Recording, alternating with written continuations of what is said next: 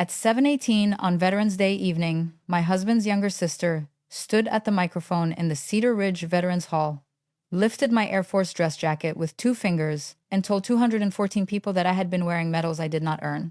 Denise did not sound angry when she said it. That was the cruelest part. She sounded gentle, careful, almost sorrowful, like a woman trying to protect the room from an uncomfortable truth. The mayor sat beneath the flag at the front table. The post commander sat beside him. My husband, Daniel, sat with his hands folded around a water glass, looking down at the white tablecloth as if the cotton pattern had suddenly become more important than my name. Denise held the jacket higher. "This family has tried to handle Rebecca's confusion privately," she said. "But tonight is about real sacrifice. It is not right for anyone to use grief, age, or a uniform to claim honor that belongs to others." A fork touched a plate somewhere near the back. Chairs creaked. Nobody laughed. Mature people often do not laugh when they are helping a lie. They simply become very still and let the lie stand in the room by itself. My granddaughter, Maddie, sat beside me with both hands clenched around the program. She was 12 years old enough to understand humiliation, young enough to believe adults were supposed to stop it. I stayed seated, not because I had no answer, because the answer was already in the room. In my purse was a certified copy of my service record with a raised seal. Inside the right pocket of that jacket was the silver oak leaf. Denise had never learned to read. And 2 tables behind her sat Chief Master Sergeant Luis Ortega, a man she had just implied I had never carried out of a burning medical transport. Denise had the microphone. I had the record. She had the family table. I had the witness. And before that night ended, the same post commander who had lowered his eyes while she accused me would stand at that microphone and correct my rank in front of the entire hall. To understand why my husband's sister believed she could erase me with my own uniform in her hands, you have to understand what my silence had allowed her to inherit. My name is Rebecca Monroe Pierce. Most people call me Becca. I was 52 years old when I came home to Missouri with a cane, a medical retirement packet, and a foolish little hope that the worst part of my life had already happened overseas. For 27 years, I served in the United States Air Force Reserve Nurse Corps. I was not the kind of person who called herself a hero. Nurses who have seen real suffering do not throw that word around easily. I was a lieutenant colonel by the time my body finally admitted what my pride had been denying. I had flown on aeromedical evacuation missions, trained younger nurses, sat beside wounded service members while engines shook the walls, and learned to make calm decisions in places where panic would have been easier. My last deployment had been tied to medical evacuation support through the Middle East. I will not pretend every day was dramatic. Most military service is not what people imagine. It is paperwork, preparation, supply problems, waiting, bad coffee, missed birthdays, and the kind of fatigue that settles into your bones. But sometimes, without asking your permission, an ordinary day turns into the day you remember forever. 3 months before I came home, a medical transport skidded during a night movement after heavy rain had turned the access road slick. We were moving 2 injured contractors and 1 airman with chest trauma. The vehicle did not flip all the way over, thank God, but it slammed hard enough to crush one side and pin equipment where people needed space. My left shoulder tore when I reached for a litter that was sliding. My hip hit the metal frame. My head struck something hard enough that for several minutes afterward, the world came in pieces. I remembered the taste of dust. I remembered a young medic saying my name. I remembered Chief Ortega's hand gripping my sleeve while he kept telling me he could not feel his legs. And I remembered refusing to leave that vehicle until every patient was out. The doctors repaired what they could. The rest became part of me. A limp on cold mornings, headaches when storms moved in, a left hand that sometimes tingled if I pushed too hard. The kind of injury people cannot fully see, which means they feel free to measure it with their opinions. The Air Force sent me home with appointments, paperwork, and careful words. Permanent restrictions, medical evaluation, probable retirement. I told myself I could accept that. I had a husband waiting. I had a home in Cedar Ridge. I had Maddie, my granddaughter, who had lived with us since my daughter died in a car accident 4 years earlier. I had a church where people still asked after each other. I had a porch swing that Daniel and I bought at a yard sale during our first summer as a married couple. I thought those things would catch me. Instead, I came home and learned that some people only love the version of you that makes their life easier. Daniel did not meet me at the airport. He said he had a work meeting. Denise picked me up instead, which should have told me something. She pulled to the curb in her white SUV, opened the rear hatch with the remote, and watched while a young airman helped place my duffel bag inside. "You look tired," she said. I am tired. Her eyes moved to my cane. Is that permanent? The doctors think I'll improve. That is not what I asked. I looked at her then. Denise had always been a woman who could wrap a blade in tissue paper and call it a gift. She was Daniel's younger sister by 5 years, a real estate agent when the market was good, and a family expert when nobody had asked for one. She wore pearl earrings, kept her hair in a polished blonde bob, and had a way of smiling at you that made you feel as if you had already disappointed her. I had known her for 23 years. We had never truly fought. That was not because she had been kind, it was because I had spent years choosing peace over honesty. On the drive home, she talked about the Veterans Day dinner the town was planning, the scholarship fund named after Daniel's father, and how busy she had been while I was gone. I practically kept your house running, she said. I appreciate you checking on Daniel and Maddie. She laughed softly. Checking on them? Becca, I moved in 3 days a week. Daniel could not manage everything by himself. A man has limits. I watched flat Missouri fields slide past the window. Corn stubble, farm ponds, a church sign announcing a pancake breakfast.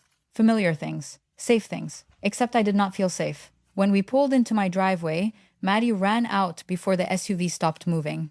She had grown taller in 8 months. Her brown hair was longer. She threw her arms around my waist, then pulled back quickly when I winced. I'm sorry, she whispered. Don't you dare be sorry for hugging your grandmother. She started crying then, trying not to, which made me hold her tighter. Behind her, Daniel stood on the porch with one hand in his pocket. He looked older than I remembered, not weak, not sick, just distant. His hair had gone more gray around the temples. He gave me a small smile that did not reach his eyes. Welcome home, he said. 2 words. Not, I missed you. Not, thank God you are back. Just welcome home, as if I had returned from a grocery run and not from the other side of the world. Inside, the house looked almost the same and completely different. The same blue rug in the entryway. The same framed photograph of Daniel and me at Table Rock Lake. The same chipped bowl on the counter where we kept keys and loose change, but Denise's coat hung on the back of my kitchen chair. Denise's files sat stacked by the phone. Denise's lemon candle burned on the windowsill, covering the smell of coffee and old wood that had always made the kitchen feel like mine. Maddie had made a banner from notebook paper and markers. Welcome home, Grandma Becca. The letters leaned uphill. One heart was colored so hard the paper had torn. I loved it more than any medal I had ever been handed. Daniel saw me looking at it and said she worked on that all morning. I can tell. Maddie smiled, then glanced at Denise, and the smile weakened. That was the first thing that truly frightened me. Not Daniel's distance, not Denise's tone, Maddie watching faces before she allowed herself joy. Dinner that night was pot roast, mashed potatoes, green beans, and silence. Denise had cooked it. She mentioned that twice. Daniel asked me a few questions about the flight home, but not about the injury. Maddie tried to tell me about school, her science project, and a stray orange cat that came by the garage. Every time she spoke too brightly, Denise corrected her. Let your grandmother eat. Do not overwhelm her. Remember what we discussed about stress. Finally, I set my fork down. What exactly did you discuss about stress? Daniel looked at Denise before he looked at me. That tiny movement told me more than his answer did. We just wanted Maddie to understand that you may need quiet for a while. I need my family to talk to me like I came home, not like I came back broken. Nobody answered. After Maddie went upstairs, I found Daniel in the den. He was standing by the bookshelf, holding a glass of water he had not been drinking. The television was off. The room smelled faintly of Denise's candle, as if she had somehow reached even there. We need to be realistic, he said. I stayed in the doorway because my hip was aching, and because part of me already knew I should not sit down. About what? About the future. I had heard that tone in hospital rooms. It is the voice people use when they have rehearsed bad news enough that they can pretend it is kindness. I just got home? I know. Then maybe let me put my bag down before we decide my future. He rubbed his forehead. Becca, this has been hard on everyone. I almost laughed. I'm aware. You do not know what it was like here. No, I only know what it was like there. That should have stopped him. It did not. He looked toward the hallway, lowered his voice, and said, Denise thinks Maddie needs stability. A coldness moved through me that had nothing to do with my injuries. Denise thinks. She has been here. She is not Maddie's grandmother. She is family. So am I. Daniel flinched, but only for a second. I cannot spend the rest of my life managing doctors' moods limitations, and a child who has already been through too much. I stared at him. Maddie is not a burden. I did not say she was. You put her in the same sentence as my limitations. His jaw tightened. He had always hated when I noticed details. Before I could say more, Denise walked in, carrying my duffel bag. She had placed my cane on top of it, like a label. I think it would be best if you stayed somewhere else tonight, she said. For a moment, I truly did not understand. The words were too neat for what they meant. This is my home. Denise's face softened in that practiced way of hers. It is Daniel's house. His name is on the mortgage. You have been gone a long time, Becca. Daniel did not correct her. That silence did more damage than any shout could have. Maddie appeared at the foot of the stairs wearing pajama pants and holding the stuffed rabbit she had slept with since she was 6. Grandma? I turned toward her, and all my anger had to become something useful. Put on your shoes, sweetheart. Denise Sichid, do not make this dramatic. I looked at her then. Really looked. You put my bag by the door before my first night home. I am not the one making it dramatic. Daniel whispered my name, but he still did not move. 20 minutes later, Maddie and I were driving through a Missouri thunderstorm in my old Subaru with 2 bags, 1 cane, a half-charged phone, and the kind of heartbreak that makes the road look unfamiliar even when you have driven it for years. Maddie sat beside me in the passenger seat. She had stopped crying by the time we passed the county line. Children who lose a mother too young learn how to become quiet in ways no child should. Are we going to a hotel? She asked. Maybe. Do we have enough money? The question nearly broke me. We have enough for tonight. That was true. Barely. The joint checking account had less than $200 in it. Daniel handled most of the bills because I had been gone, and because marriage is supposed to mean trust. My military pay went into that account. My retirement paperwork was not final.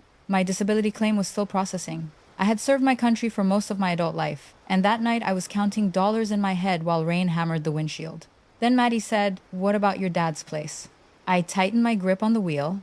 My father's cabin? You said it was near the lake. I haven't been there in years. Does it have a roof? I hope so. Then it is better than the car. That was Maddie. 12 years old, frightened, heartbroken, and still practical.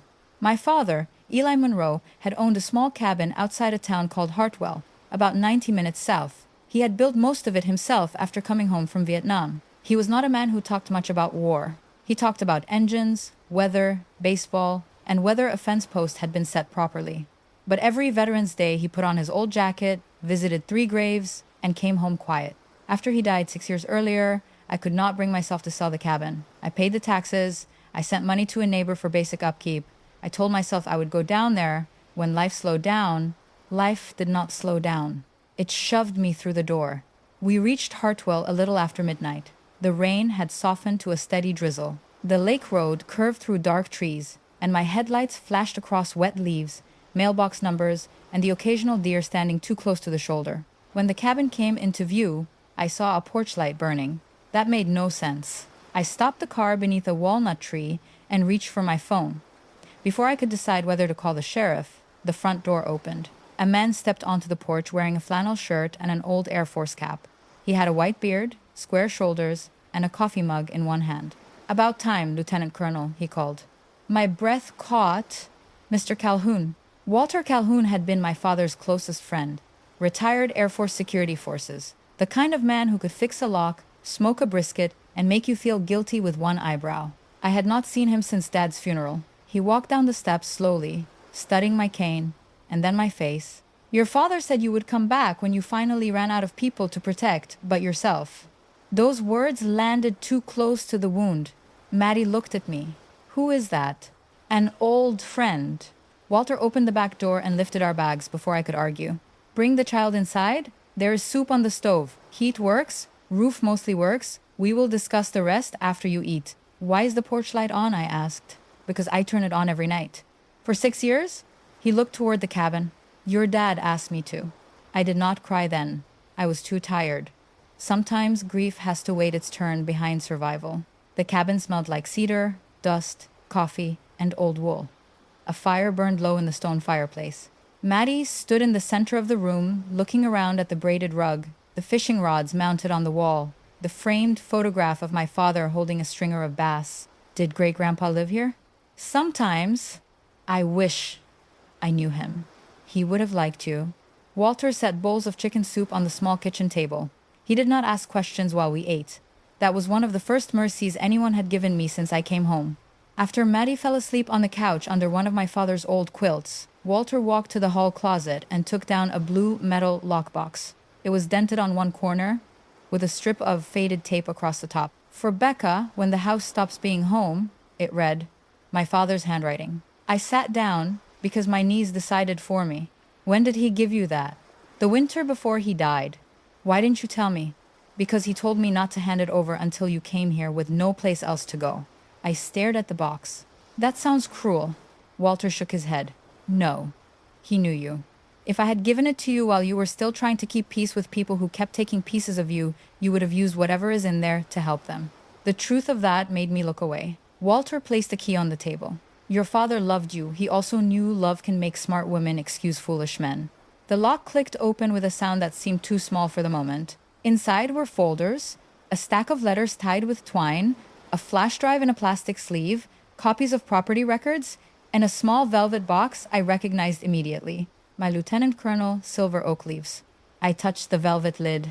Dad had kept my first set. I had given them to him years earlier after my promotion ceremony because his hands shook when he pinned them on my uniform and he had pretended it was allergies. On top of the first folder was a letter. My dear Becca, if Walter is handing this to you, then the people who should have opened the door closed it instead. My father had never wasted words. Even dead, he went straight to the bone. I read slowly. I hope I am wrong about Daniel. A father should want to be wrong about the man his daughter loves. But hope is not a plan. You have spent your life serving people who needed you.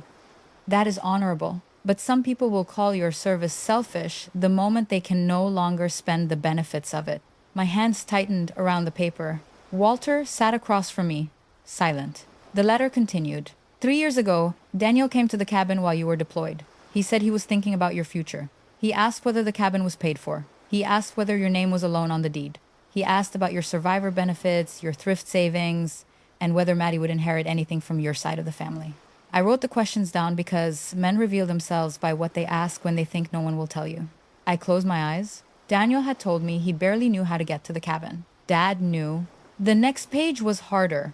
Denise came with him the second time. She did most of the talking. She said you were gone too much, that Daniel deserved stability, that Maddie complicated things, and that military women often came home different. She asked if there was any way Daniel could manage your affairs if doctors said you were not yourself. My stomach turned. Walter spoke for the first time? Your father did not like that question. I can imagine. He liked it even less because she asked it before you were injured. The room seemed to tilt before I was injured. Before the cane. Before the headaches. Before the convenient story of confusion. My father's letter had one more paragraph. I protected what I could. The cabin, the land, and the account I built from your mother's insurance are in the Monroe family trust. You are trustee. Maddie is successor beneficiary after you. Daniel has no claim. Denise has no authority. If anyone tells you otherwise, show them the blue folder. If anyone says you are confused, show them the doctor. If anyone says you were never the officer you became, show them the oak leaves and make them say your rank correctly. I folded the letter and pressed it against my chest. For years I had thought my father was quiet because he trusted my choices. Now I understood something else. He had trusted me enough to love me, but he had also loved me enough not to trust everyone around me. That night, after Walter went back to his house next door, I sat at the kitchen table until dawn. Maddie slept under the quilt. Rain dripped from the eaves. The refrigerator hummed. My hip throbbed. My heart felt like it had been bruised from the inside. I opened the blue folder. There were trust documents, tax records, bank statements, and a letter from an attorney named Helen Alvarez in Springfield. There were notes in my father's handwriting, dates of Daniel's visits, copies of checks he had loaned Daniel over the years, and one page that made me sit perfectly still. It was a copy of a document Daniel had signed 4 years earlier. Acknowledgement of separate property and waiver of spousal claim. His signature sat at the bottom in blue ink. He knew the cabin and the land were mine. He knew my father had protected Maddie. He knew there was nothing to sell unless I agreed. And still, the night I came home, hurt and tired, he had stood silently while his sister told me I had no place in my own life. Near sunrise, Maddie stirred on the couch. Grandma, I'm here. Are we safe? I looked at the blue lockbox, my father's letter, the silver oak leaves, and my sleeping granddaughter wrapped in a quilt made by a woman she had never met. Yes, I said. I think we are. The first weeks at the cabin were not beautiful. They were necessary. People like to tell stories as if a door closes and a new life begins with sunlight through clean windows. Real life is messier. The water heater groaned. The back steps sagged. Mice had treated one kitchen drawer like a winter resort. My hip locked if I stood too long, and my shoulder burned if I lifted anything heavier than a grocery bag.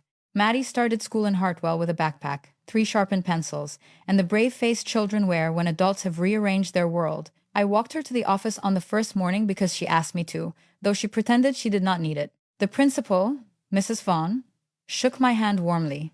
"We are glad to have her." Maddie stared at the floor. Mrs. Vaughn bent slightly, not in a childish way, but in a respectful way. "My office is right there if the day gets heavy." Maddie nodded. On the drive back, I cried for the first time since leaving Cedar Ridge.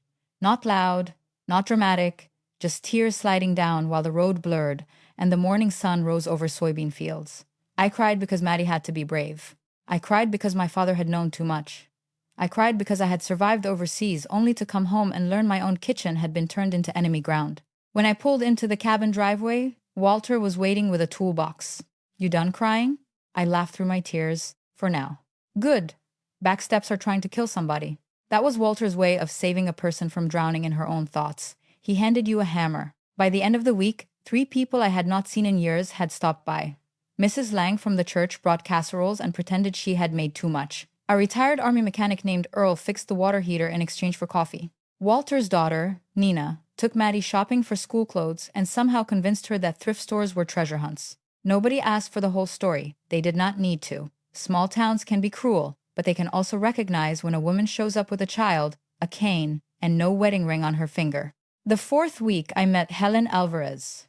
Her law office was above a bakery in Springfield, which meant every serious conversation smelled like cinnamon rolls. She was in her early 60s, with silver hair cut to her chin and glasses that made her look kinder than her questions. She read through the documents while I sat across from her, hands folded, trying not to feel like a young airman waiting for inspection. "Your father was careful," she said. "He was a mechanic. Careful mechanics make excellent estate planners when they do not trust someone." I almost smiled. Helen tapped Daniel's waiver. "This is valid, properly witnessed, properly notarized. He cannot claim he did not know." "What about the house in Cedar Ridge?" "Whose name is on it?" "Daniel's. He bought it before we married. I contributed to payments, repairs, groceries, everything else life requires, but the mortgage was his." "That may matter in divorce, but not for this trust." The word divorce sat between us. I had not said it out loud yet. Not to Daniel, not to Maddie, not even to myself in the mirror. Helen's voice softened. "Rebecca, I need to ask something plainly. Have Daniel or Denise ever suggested you are mentally unfit?" I thought of dinner. Denise saying quiet, stress, confusion. Daniel saying doctors, moods, limitations. Yes. Before or after they knew about the trust. I looked at the paper. Before, apparently. Helen leaned back. "Then we prepare as if that will become their angle." "I am not incompetent." "I did not say you were, but lies do not need to be true to cost money." That became the sentence that moved me from pain to strategy. Lies do not need to be true to cost money. So we prepared. Helen sent me to a neurologist for a full evaluation, not because she doubted me, but because evidence beats outrage. I hated every minute of it. Memory tests, balance tests, questions about dates, words, shapes, mood, pain, medications. I walked out, exhausted and offended. 2 weeks later, the report came back. Mild post-concussive symptoms, physical limitations, no cognitive impairment affecting decision-making capacity. Helen read that line twice over the phone. "Frame it," she said. I did not frame it, but I did make 3 copies. Next came the bank records. My military pay, transfers, joint account withdrawals, credit card payments I had not authorized, checks written to Denise's real estate LLC while I was deployed. Daniel had not emptied one account in a moment of panic. He had been moving money for months. When Helen showed me the spreadsheet her assistant created, I felt heat rise in my face. How did I miss this? "You were deployed. I still should have known. You trusted your husband." "That sounds like an excuse." "No," Helen said. "It sounds like a marriage. The betrayal is his. Do not steal it from him by blaming yourself." I wrote that down later because I knew I would need it again. The hardest part was not the money. It was Maddie. Daniel called her twice that first month. The first call lasted 4 minutes. He asked about school, told her he missed her, and then asked whether I was acting normal. Maddie looked across the table at me with wide eyes and said, "Grandma is making spaghetti." After she hung up, she pushed noodles around her plate. Why did he ask that? Because adults sometimes ask the wrong questions when they are avoiding the right ones. What is the right one? I swallowed. Whether you are okay. She nodded as if confirming something she already knew. The second call was worse. Denise was in the background. I could hear her voice even though Daniel had not put the phone on speaker. Ask her about the cabin. Maddie's face changed. "I have to go," she said suddenly. She handed me the phone and walked outside. I put it to my ear. "Do not use her to ask about property." Daniel sihed. "Becca, nobody's using anyone." "Then tell your sister to stop feeding you lines while you talk to a child." Denise grabbed the phone. I could hear the shift immediately. "You are isolating her." I laughed once. "You threw us out. We asked for space because you were unstable." There it is. "I am concerned about Maddie." "You were concerned enough to leave her in the rain." Denise's voice hardened. "You always do this. You hide behind that uniform as if it excuses everything." "My uniform has nothing to do with you." "Oh, it has everything to do with you. The rank, the stories, the poor, wounded veteran routine. Daniel has lived in your shadow for years." There it was. Not concern, not family stability, resentment. "Daniel is welcome to step into the sunlight anytime he wants," I said. "He does not need to push me down to do it." Denise hung up. I found Maddie outside, sitting on the porch steps with one of my father's old screwdrivers in her hand, turning it over and over. "Was Aunt Denise always mean?" she asked. I sat beside her carefully. "She was always unhappy when she could not control something." "Is that the same?" "Sometimes." Maddie looked toward the trees. "She told Dad, 'You love the Air Force more than us.'" That one went straight through me. "When?" "When you were gone. She said if you wanted a normal family, you would have chosen one." I closed my eyes. There are insults adults can carry. There are insults children should never have to hear. "I did not choose the Air Force over you." "I know." I looked at her. "Do you?" She nodded. "Mom used to say you help people get home." My daughter, Emily, had said that before the crash that took her, before Maddie came to live with us, carrying a grief too large for her small hands. I put my arm around my granddaughter. That is what I tried to do. Then maybe now people are helping you get home. Children sometimes say the thing every adult in the room has been trying to reach and failing. By late September, the cabin felt less like an emergency shelter and more like a place we were allowed to breathe. The porch steps were repaired. The roof no longer leaked over the back bedroom. Maddie had made a friend named Caroline, whose mother owned the feed store and whose father coached softball. I began volunteering 2 mornings a week at a veterans clinic in Springfield, mostly helping older vets navigate paperwork and appointments. That work saved me in ways I did not expect. There is something steadying about sitting across from an 80-year-old Marine who cannot find his discharge papers and saying, "We are going to figure this out." There is something healing about helping someone else fight a system when your own life feels tangled in forms and signatures. One Tuesday afternoon, as I was leaving the clinic, a man in a wheelchair near the front desk said my name. "Lieutenant Colonel Monroe?" I turned. He was older than I remembered, thinner, with a gray beard and a scar running from his jaw toward his collar. But I knew his eyes. "Chief Ortega." He smiled. "Luis, these days I retired. Finally got tired of young people telling me I could not lift things." I laughed, and then, unexpectedly, I cried. Right there in the clinic lobby. He took my hand. "You got old, ma'am." "So did you." Not as gracefully. We sat outside under the awning while rain threatened but did not fall. He told me about his surgeries, his daughter in Kansas City, his new grandson, the ramp he hated but needed. I told him only a little about Daniel and Denise, enough for him to understand the shape of it. When I said Denise had questioned my service, his face changed. She said, "What?" "Not publicly, not yet, but she is planting it." He looked out across the parking lot. "You still have your flight log copies?" "In storage somewhere." "You need them." "I have my service record. That proves you served. It does not show who you were when things went bad." I knew what he meant. Paper can show dates, awards, assignments. It cannot always show the sound of a vehicle groaning against mud, the smell of fuel, the weight of a man's fear when he thinks he will not walk again. Luis reached into the side pouch of his wheelchair and pulled out a folded envelope. "I wrote this after the accident. Never knew who to send it to. My therapist said I should write letters. I said therapists enjoy homework too much. I smiled. He handed it to me. I wrote what I remembered. If anybody starts using the word fake around your name, you call me. I do not want to drag you into my family mess. You dragged me out of a transport while bleeding from your own head. He said it simply. No drama. No raised voice. Then he added, let old soldiers repay debts while they still can. I put the envelope in my purse. It felt heavier than paper. That same week, Daniel came to the cabin. He did not call first. I heard tires on gravel just after dinner. Maddie was doing homework at the kitchen table. I looked out and saw Daniel's truck parked beside the walnut tree. My first feeling was not anger, it was memory. A younger Daniel teaching Emily to ride a bike. Daniel painting the nursery yellow because we did not know if the baby would be a boy or a girl. Daniel holding my hand at my mother's funeral. Daniel dancing with me in the kitchen to a song on the radio while pasta boiled over. That is the difficulty of betrayal after a long marriage. The person who hurts you is not only the villain of the worst night. He is also standing in 100 good memories, and you have to sort them while your heart is still bleeding. He knocked softly. Maddie froze. You do not have to see him if you do not want to, I said. She shook her head. I will stay. I opened the door but did not invite him in. Daniel looked tired, really tired. His shirt was wrinkled, his eyes were red around the edges. For a moment, I wondered if grief had finally reached him. Becca? Daniel. He looked past me at the cabin. So this is where you are staying? This is where we live right now. His face tightened at we. I wanted to talk without lawyers. Then talk. He glanced at Maddie. Maybe outside. No, Maddie said.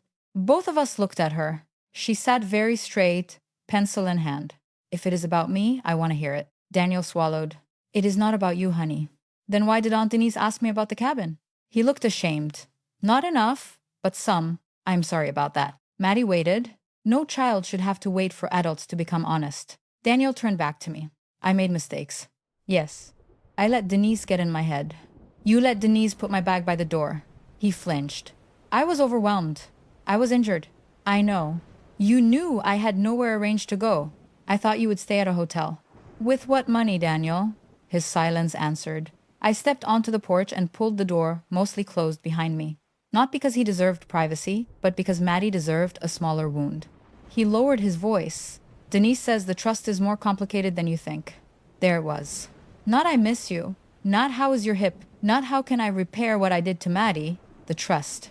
I laughed softly, and the sound surprised both of us. Your sister sent you here to see if I was lonely enough to be foolish. That is not fair. No, fair would have been my husband opening the door when I came home. His eyes filled, but tears are not proof of change. I do miss you, he said. I believe you miss what I made easier. That is cruel. It is accurate. He looked toward the driveway. We could still fix this. Sell this place, pay off some debt, get a smaller house, start over. I stared at him. You signed a waiver. His head snapped back toward me. For the first time, I saw fear. What? You heard me.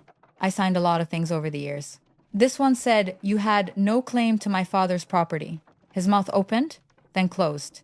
You remember now? I asked. He looked down. I had my answer. When he finally spoke, his voice was quiet. Denise said your father pressured me. My father is dead. He cannot defend himself from that lie. Daniel rubbed his face. She said if we do not challenge it now, we lose everything. We. He did not answer. Daniel, what did you borrow against?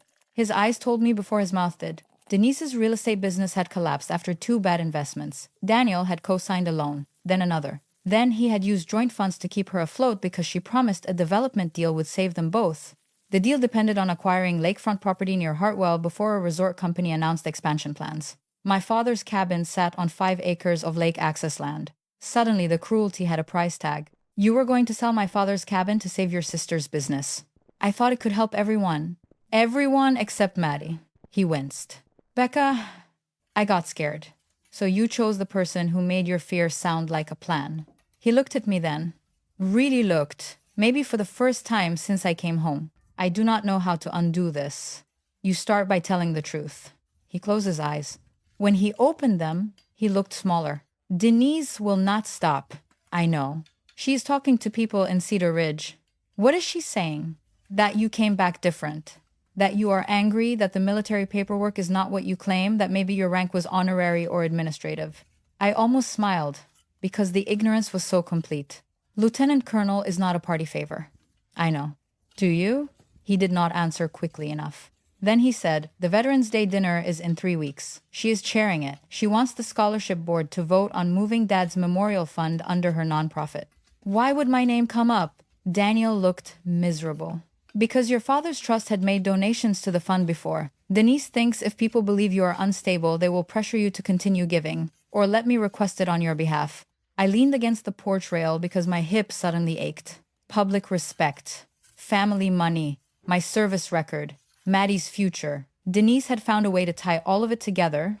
Daniel whispered, I am sorry. Not enough. I know.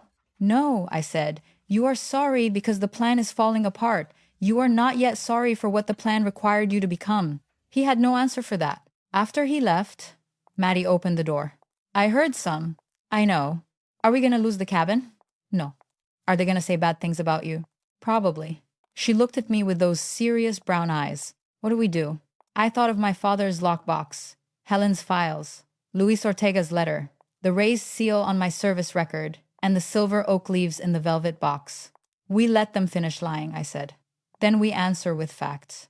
The next 3 weeks became a kind of deployment. I do not use that word lightly. No one was shooting at me. No aircraft engines shook the walls. No patient's blood soaked through gloves. But the rhythm was familiar. Gather information. Confirm sources. Prepare for bad weather. Trust paper more than promises. Keep the child calm. Keep yourself calmer. Helen filed a response before Denise could file first. She sent Daniel's attorney a letter so precise it could have cut glass.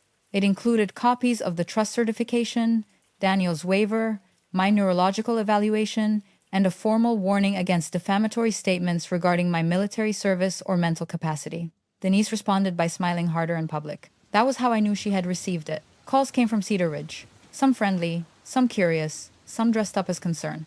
Mrs. Delaney from church asked whether I was taking visitors. Not right now. Well, Denise said you were having trouble remembering things. I remember Denise putting my bag by the door. Silence. Then Mrs. Delaney said softly, I did not know that.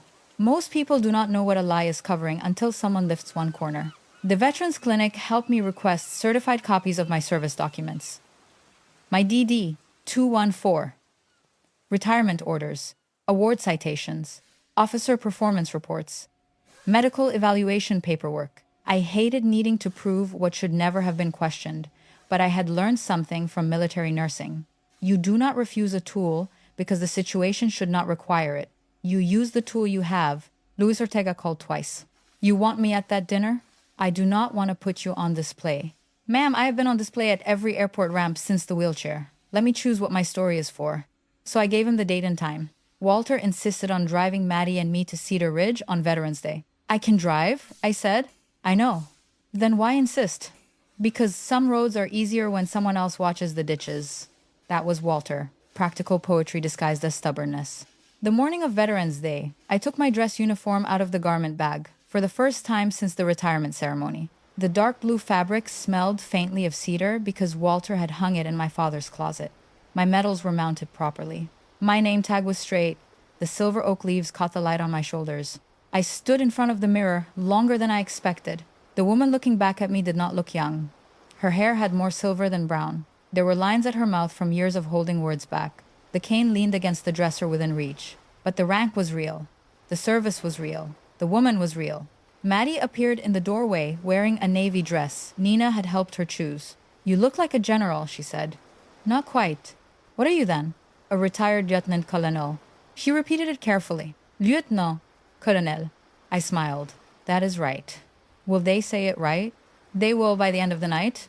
At 5:40 p.m., we parked behind the Cedar Ridge Veterans Hall. American flags lined the walkway. The windows glowed warm against the early dark. Through the glass, I could see round tables, white cloths, red napkins, framed photographs of local service members, and the stage where Daniel's father's portrait stood on an easel. Richard Pierce had served in Korea. He had been a stern man, but fair. He never liked Denise's dramatics. He had once told me, after my promotion to major, do not let small people make you explain tall work. I wondered what he would have said if he could see his daughter using his memorial dinner to shrink someone else. Inside, the room smelled of coffee, floor wax, roast beef, and paper programs fresh from the printer. People turned as we entered. Some smiled. Some looked away too quickly. Some stared at my cane, then at my uniform, then at the floor.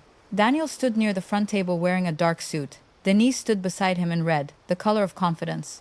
She saw me and smiled as if she had expected me to come in quietly wearing civilian clothes and shame. Her eyes moved over my uniform. For half a second, something flickered. Then she recovered. "Becca," she said too warmly. "You made it." I was invited. Technically, I had not been. But my father's trust had donated to the scholarship fund for 5 years, and Helen had made sure the board remembered that. Denise leaned closer. "I hope tonight can stay respectful." "So do I." Her smile tightened. Maddie squeezed my hand. We were seated at table 14, near the kitchen doors. The family table sat at the front beneath Richard Pierce's portrait. Daniel did not look at me when I noticed the placement. He had always found ways not to witness what made him guilty. Walter sat on my left. Maddie sat on my right. Helen Alvarez sat 2 seats away with a leather folder in front of her, and the calm expression of a woman who enjoyed when foolish people underestimated quiet paperwork. Luis Ortega arrived at 6'5". He rolled in wearing a dark suit, a service pin, and the expression of a man who had already decided not to be polite to nonsense. I stood when I saw him. So did Walter. Luis took my hand. "Ma'am?" "Chief." Maddie watched him with wide eyes. Luis looked at her. "You must be Maddie." "Yes, sir." "Your grandmother is the reason my grandson knows me." Maddie looked at me. I had not told her that part. Not fully. Before she could ask, the program began. The post commander welcomed everyone. The mayor read a proclamation. A high school choir sang the national anthem. People stood, hand over heart. I stood too, leaning slightly on the table until Walter offered his arm. I could feel eyes on me. Let them look, I thought. I had hidden enough to keep other people comfortable. Dinner was served. Plates clinked. Coffee was poured. People began to relax. That was when Denise moved. She stepped onto the stage after the scholarship slideshow and adjusted the microphone with both hands. Behind her, the screen displayed Richard Pierce's name in gold letters. Beneath it, a line read, "Preserving honor for the next generation." The irony was almost too sharp to breathe around. Denise began with charm. She thanked the volunteers, the donors, the veterans, the families who sacrificed quietly. She spoke about her father, about duty, about truth. Her voice trembled at exactly the right moments. Then she said, honor must be protected not only from outsiders, but sometimes from painful confusion within our own families. I felt Walter shift beside me. Helen's pen stopped moving. Maddie whispered, "Grandma." I put my hand over hers. Denise looked toward our table with practiced sadness. "Many of you know my sister-in-law, Rebecca. You know she served in a medical capacity, and our family has tried to support her through a difficult transition." Served in a medical capacity. Not Lieutenant Colonel. Not Air Force Nurse Corps. Not 27 years. A capacity, she continued. But recently, items belonging to our late father's military memorial collection were removed from storage. A dress jacket, medals, insignia, and documents were represented in ways that caused concern. We believe Rebecca may be confusing her own limited administrative service with honors that belong elsewhere. The room tightened. Denise turned slightly, and a volunteer carried my dress jacket onto the stage. For 1 second, the air left my lungs. I had hung that jacket in the coat room when we arrived because the hall was warm. Denise had taken it. She held it up with 2 fingers, as if the fabric were contaminated. "This is not about blame," she said. "This is about protecting dignity. Tonight is about real sacrifice." Daniel closed his eyes. He knew she had crossed the line. He still did not stand. That is why I stayed seated until she finished the sentence. The post commander frowned at the stage, but he did not interrupt. The mayor looked uncomfortable. People stared at their plates. One woman near the front began to rise. Then her husband touched her sleeve, and she sat back down. Institutional cowardice has a sound. It is the quiet of good people waiting for someone else to be first. Denise had mistaken that quiet for victory. She had no idea the room was about to become evidence. Helen leaned toward me. "Now?" I shook my head. "Let her finish, because accusation has to finish speaking before evidence can answer." Denise looked directly at me. "Becca, we love you. Please do not make this harder. Let us preserve what belongs to those who truly earned it." Maddie started to stand. I held her hand. "No," I whispered. "Watch." Denise stepped back from the microphone, expecting applause or at least relief. She got neither. The room was too confused, too embarrassed, too full of people who suddenly wished they had stayed home. That was when I stood, slowly, not because I wanted drama, but because my hip did not allow speed, the chair legs scraped the floor. It sounded louder than it should have. Every face turned toward me. I picked up my purse with one hand and my cane with the other. Walter stood beside me. So did Helen. Maddie stood too, chin trembling, eyes bright with anger. I walked toward the stage, one measured step at a time. Denise's smile flickered. Becca, this is not necessary.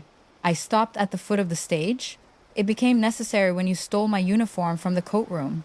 A murmur moved through the hall. Denise's face changed. I did not steal anything. I protected family property. That jacket has my name on it. Names can be sewn on. Yes, I said, but service records cannot. Helen was already moving. She approached the post commander first, not Denise. Smart. Authority recognizes procedure when emotion makes people nervous. Commander Hayes, she said, I am Helen Alvarez, attorney for Lieutenant Colonel Rebecca Monroe Pierce, United States Air Force Reserve, retired. I have certified records here, and I request that this public accusation be corrected in the same public manner in which it was made. Lieutenant Colonel, the room heard it. Denise heard it too. Her face flushed. Commander Hayes stood, taking the folder Helen offered. He looked at the raised seal, then at me, then at the jacket in Denise's hands. Daniel finally stood. Denise, he said quietly. Stop. She snapped. Sit down. It was the first honest thing she had said all night. Not the words, the tone, control, stripped of polish. The commander walked onto the stage and held out his hand. Mrs. Pierce, give me the jacket. Denise hesitated. That hesitation told the room everything. Then she handed it to him. Commander Hayes examined the name tape, the ribbons, the rank, the shoulder marks. He was Army, not Air Force. But rank is not a foreign language to people who respect it. He looked at the silver oak leaf. Then he looked at Denise. This is not a colonel's eagle, he said. It is a lieutenant colonel's oak leaf. Denise lifted her chin. Exactly. It could have belonged to anyone. The commander's eyes narrowed. He reached into the inner pocket. Something small fell into his palm. My old challenge coin. Embossed on one side was my unit. On the other, my name and the date of my promotion. Rebecca M. Monroe, Lieutenant Cole. The room went still in a different way. Not the stillness of cowardice. The stillness of a lie beginning to lose oxygen. Helen handed the commander the service record. He read silently for several seconds. Then he lifted the microphone. I am reviewing certified documentation identifying Mrs. Rebecca Monroe Pierce as a retired lieutenant colonel in the United States Air Force Reserve Nurse Corps. A sound moved through the hall. Not applause, not yet. A breath, released by many people at once. Denise stepped toward him. With respect, Commander, that does not address the question of these medals. No, I said, it does not. Chief Ortega does. Luis rolled back from table 12. Some people recognized him. Others turned to look as Walter cleared a path between chairs. Luis moved with patience, not weakness. By the time he reached the front, Denise had lost the color in her face. The commander lowered the microphone so Luis could speak. Luis looked at the room, then at me. My name is Luis Ortega, retired Chief Master Sergeant, United States Air Force. On April 22, during a medical transport incident overseas, Lieutenant Colonel Monroe kept me alive long enough to see a surgeon. I was pinned. I was bleeding. I was not calm. She was injured herself. She did not leave me. His voice roughened, but it did not break. The medals on that jacket are not decorations from a drawer. They belong to the woman who stood between fear and duty when nobody in that vehicle cared what her last name was. Maddie covered her mouth. Daniel sat down as if his knees had failed. Luis pulled an envelope from inside his jacket. I wrote a statement months ago. I will sign it again tonight if anyone needs ink to respect the truth. That was when the applause began. Not loud at first. One table. Then another. Then the back of the hall. People stood slowly, as if ashamed it had taken them so long. The sound filled the veterans' hall and rolled toward the stage where Denise stood, holding nothing now. I did not enjoy her humiliation. That may disappoint some people. But I did not. I watched her face and felt no victory in her pain. I felt only the heavy relief of oxygen returning to a room where someone had tried to suffocate the truth. Commander Hayes raised one hand for quiet. There is more, Helen said. Denise turned on her. This is a family matter. Helen's voice remained calm. No, it became a public matter when you used a public microphone, a public memorial fund, and a stolen uniform. The mayor stood then, too late, but standing. What is the additional concern? Helen opened another folder. The Richard Pierce Memorial Scholarship Board is scheduled to vote tonight on transferring management of the fund to a non-profit controlled by Denise Pierce, Denise's voice sharpened. That is unrelated. Helen continued.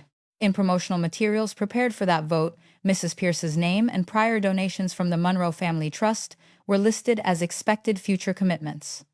Mrs. Pierce gave no such authorization. The board president, a banker named Mr. Ellison, looked startled. We were told Daniel had authority to discuss that. No, Helen said. I took one envelope from my purse. This was the part I had not wanted to use unless necessary. Daniel saw it and closed his eyes. It was not a dramatic recording from a spy device. Real life rarely gives you that. It was a voicemail. Daniel had left me 2 nights after visiting the cabin when he thought he had hung up but had not. Most of it was pocket noise and muffled movement, but then Denise's voice came through clearly enough. If the board believes she is unstable, they will not question you asking on Maddie's behalf. Once the trust money is pledged, we can bridge the loan and refinance before the resort announcement. Daniel's voice answered. And if Becca fights it? Then we make the service story the issue. People get nervous around stolen valor. She will be too embarrassed to push back. When Helen played those words through the hall microphone, nobody moved. No applause. No murmurs. Just silence. The kind that does not protect a lie, but buries it. Denise whispered, That is private. I looked at her. So was my uniform. Daniel stood slowly. Becca. I did not look at him yet. If I had, I might have seen the man from the good memories, and I needed to stand with the truth before I stood with grief. Helen turned to the board. For the record, Lieutenant Colonel Pierce has not authorized any pledge from the Monroe Family Trust. She has not authorized Daniel Pierce to act on her behalf. She has not been found cognitively impaired by any medical professional, and any statement suggesting otherwise after tonight will be addressed accordingly. The mayor looked at Denise. Is this true? Denise's mouth tightened. She is manipulating all of you. It was a weak line, and everyone knew it. Commander Hayes stepped to the microphone again. He held my jacket carefully now, not as an exhibit, but as something returned to its proper weight. On behalf of this post, he said, Lieutenant Colonel Pierce, I apologize for allowing an accusation against your service to continue from this stage before verifying the facts. Specific apologies are rare. That is why they matter. He turned toward the hall. Let the record of tonight reflect her correct rank and service. The board president stood next. The vote on fund transfer is suspended pending review. Denise looked as if the floor had opened beneath her. Not because she had hurt me, because her plan had failed publicly. Those are not the same. I finally turned to Daniel. He was crying now. Quietly. One hand over his mouth. I am sorry, he said. I believed he meant it in that moment. I also knew that a true sentence does not erase a false season. Maddie came to my side and took my hand. Her fingers were cold. Denise looked at her then, maybe hoping for sympathy, maybe hoping a child would soften the room. Maddie did not look away. You said my grandma was pretending, she said. Denise opened her mouth. Maddie continued, voice shaking but clear. You were pretending. That landed harder than anything Helen had played. Because adults can argue with documents. They can challenge context, tone, intention, legal meaning. But a child naming the simple shape of a lie leaves very little room to hide. Denise walked off the stage without another word. Daniel started after her, then stopped. For once, he did not follow his sister. But he did not come toward me either. Maybe some men spend so long choosing the wrong side that even when they stop, they do not know how to walk toward the right one. The evening did not end with dramatic revenge. No one dragged Denise out. No one shouted. The police were not called from the stage. Life is rarely that neat. But consequences began before dessert. The board met privately in the side room and removed Denise from any role connected to the scholarship pending a financial review. The mayor asked Helen for copies of the unauthorized pledge materials. Commander Hayes returned my jacket to me with both hands. Luis Ortega drank bad coffee with Maddie and told her that her grandmother once scared 3 doctors and 2 pilots by refusing to sit down after she had been ordered to get checked. That sounds like her, Maddie said. It absolutely does, Luis replied. People approached me slowly. Some apologized, some thanked me, some tried to explain why they had not spoken sooner. I did not know what was true. It happened so fast. I thought family understood, things we did not. I accepted what I could and let the rest pass through me. Not every apology deserves a speech. Some only deserve a nod, and the hope that the next time courage is required, it arrives earlier. Near the coat room, Mrs. Delaney from church touched my arm. Rebecca, I am ashamed. I repeated what I heard. I looked at her tired face. Then do not repeat the next thing until you know. She nodded, tears in her eyes. I will not. That was enough. Daniel found me outside by the flagpole after most people had gone. The night air was cold. My hip ached from standing too long. Maddie was inside with Walter, collecting our things. Daniel stood a few feet away, careful not to come too close. I should have stopped her. Yes. I should have stopped it months ago. Yes. I told myself I was trapped. I looked at him then. You were not trapped, you were tempted. He looked down. The flag rope tapped softly against the pole. I do love you, he said. I know you love something. I am not sure it was me as I actually am. He cried again. I did not comfort him. That felt cruel for about 3 seconds, then it felt honest. What happens now, he asked. Helen will handle the trust. The board will handle Denise. You and I will handle the divorce. He closed his eyes. So, that is it. No, that is a consequence. Can I see Maddie? When she is ready, and with boundaries. I was her grandfather for 4 years. You were. Then you let someone call her baggage and put her in a car at night. His face crumpled. I never called her that. You stayed in the house with the person who did. That was the truth he had not wanted.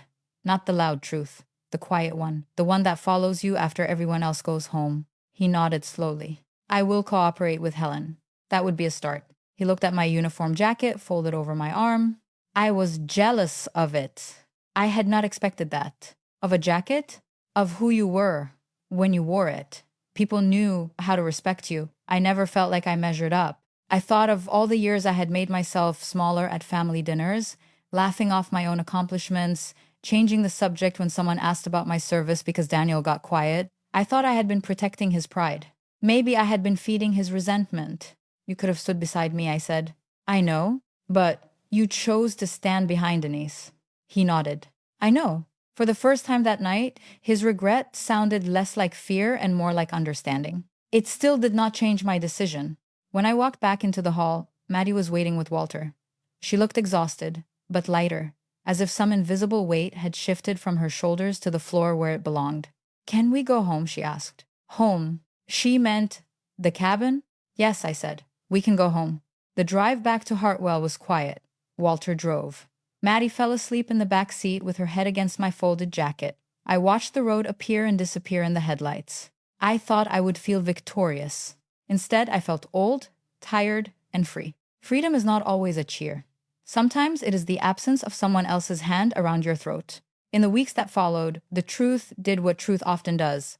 After being ignored too long, it spread in every direction. The scholarship board hired an accountant. Denise's nonprofit had debts she had not disclosed. Promotional materials had listed several expected donors who had never committed. Daniel turned over emails showing she had pushed the incompetent story long before I came home. He did not do it nobly. Helen had to demand most of it, but he did it. The board did not press criminal charges over the fund because no money had yet been transferred, but they removed Denise permanently and notified the state charity office. Her real estate license came under review after 2 clients filed complaints. People stopped asking her to chair events. In a town like Cedar Ridge, loss of the microphone can feel like exile. Daniel moved into a small apartment near his office. He sent Maddie a letter. Not a text, a letter. Because Helen suggested he put thought before impulse. Maddie read it at the kitchen table while I made tea. He apologized for not protecting her. He did not mention stress. He did not blame Denise. He did not ask her to visit. He wrote, I acted like silence was neutral. It was not. My silence hurt you. Maddie cried after reading that line. Can I keep it? She asked. Of course. Do I have to forgive him? No. Do you? I sat across from her. I am working on not letting anger live in my body. That is different from trusting him. She thought about that. So forgiveness is not handing someone the keys again. I smiled sadly. No, sweetheart. Sometimes forgiveness is locking the door without hating the person outside. She folded the letter and placed it in her backpack.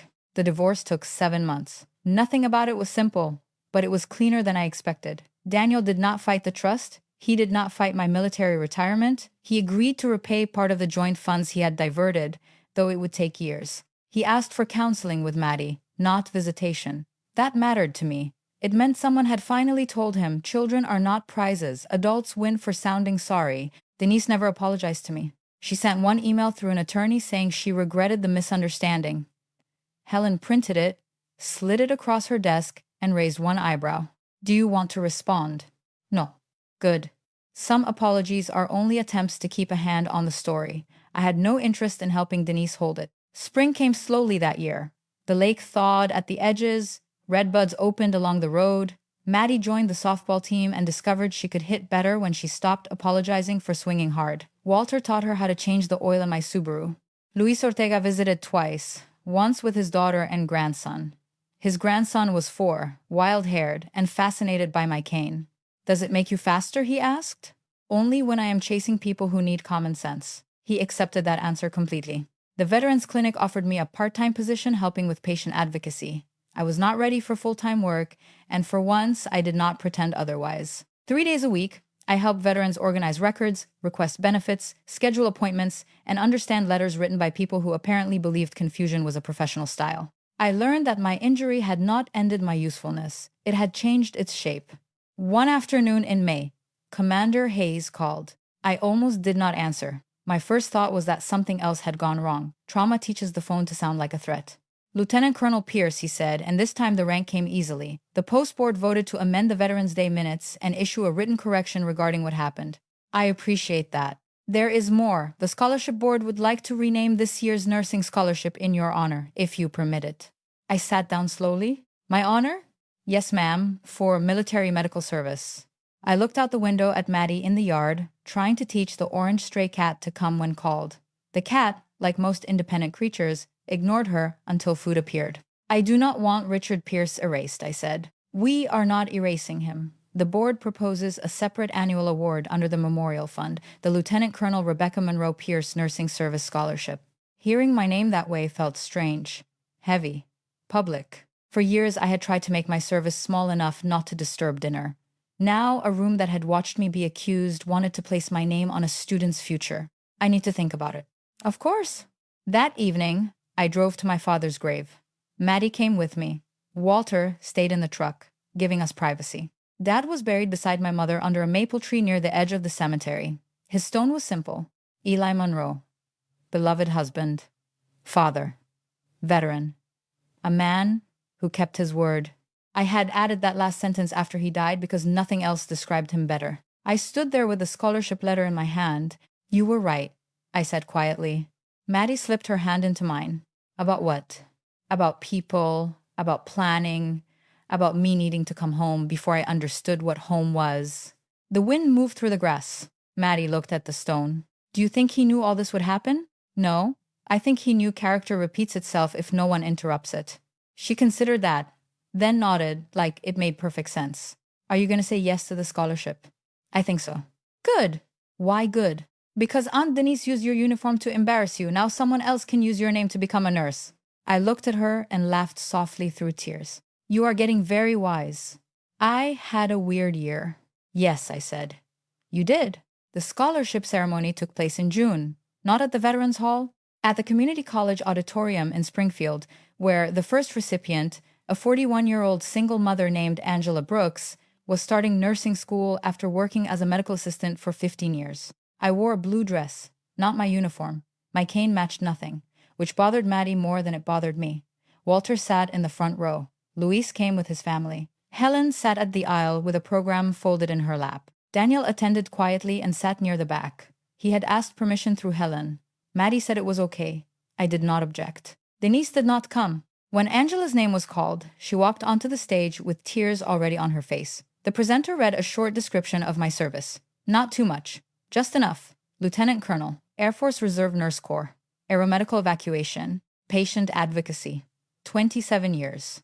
Every word was accurate. Accuracy can feel like mercy after a season of distortion. After the ceremony, Angela hugged me. I thought I was too old to start over, she said. I looked at this woman with tired eyes, strong hands, and a child waiting by the punch table. You are not too old. You are right on time for the life you can still build. I heard my own voice when I said it. Not the voice I had used with Denise. Not the tight voice from the porch with Daniel. This one was steadier. Maybe I was talking to both of us? Daniel approached as we were leaving. He kept respectful distance. Becca. Maddie stood beside me, alert but not frightened. That was a good ceremony, he said. Thank you. He looked at Maddie. Your letter meant a lot, she told him. His eyes filled. I meant every word. I know. She did not hug him. He did not ask.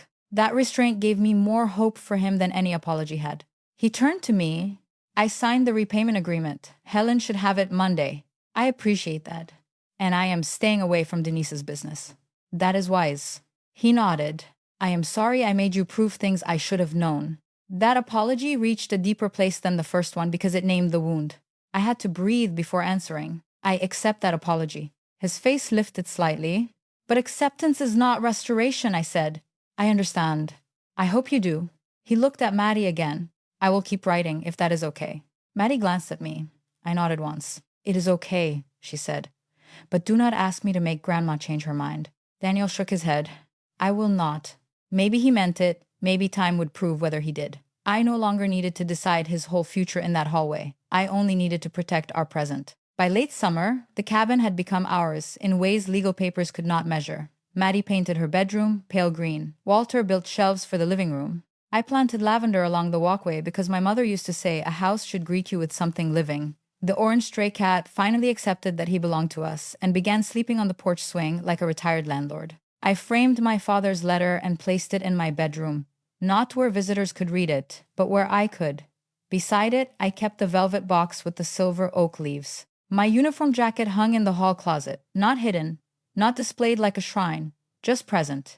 A fact among other facts. Coats, umbrellas, Maddie's softball bag, and 27 years of service resting behind one wooden door. On Veterans Day the following year, I returned to the Cedar Ridge Veterans Hall. I did not have to. Part of me did not want to. But Commander Hayes had asked if I would speak for 3 minutes about military medical service, and Maddie said, you should take the microphone back. So I did. The hall looked the same. Flags, coffee, white tablecloths, programs. Richard Pierce's portrait still stood near the stage, but this time there was another table beside it with photographs of local nurses, medics, corpsmen, and caregivers who had served in uniform. My place card was at the front table. I stood there, looking at it for several seconds. Lieutenant Colonel Rebecca Monroe Pierce.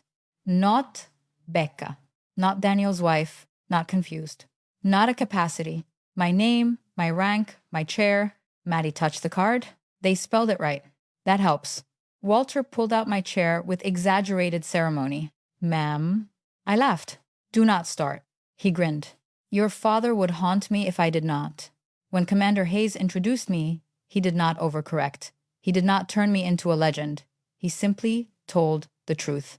Retired Lieutenant Colonel, Nurse Corps, patient advocate, Hartwell resident, grandmother. I walked to the microphone without rushing. My cane clicked once against the stage step. The room waited.